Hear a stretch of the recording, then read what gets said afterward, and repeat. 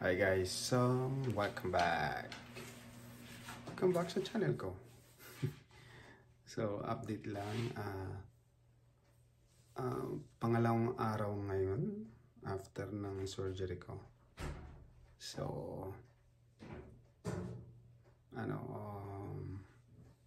allowed na ako maligo and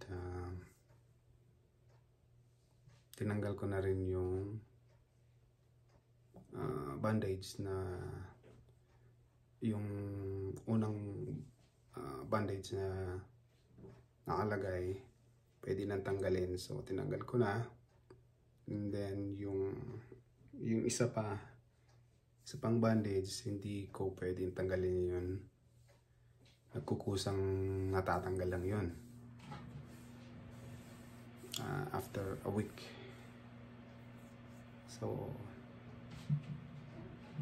sa 2 days, after 2 days of operation, medyo okay na. Yun nga lang, limited pa rin yung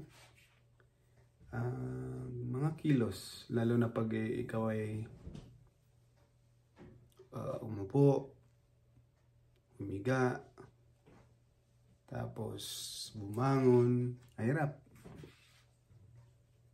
siya. Kailangan may caregiver ka talaga. So hindi rin ako pwedeng medyo tumawa kasi masakit pa siya. I mean, hindi naman siya masakit, parang lang, may konting kirot. Kumbaga may konting kirot siya, pero kailangan iwasan dahil baka mapunit,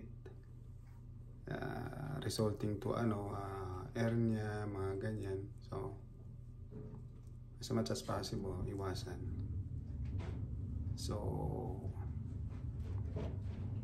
tingnan natin bukas kung ano yung mga panibagong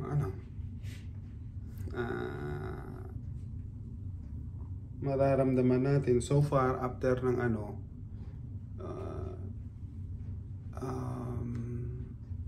operation ko, wala naman ako nararamdamang sakit. So walang sakit hanggat sa dumating ako dito, walang sakit. So ilang oras din yun kasi nakatulog pa ako, wala namang sakit. Tapos sa bandang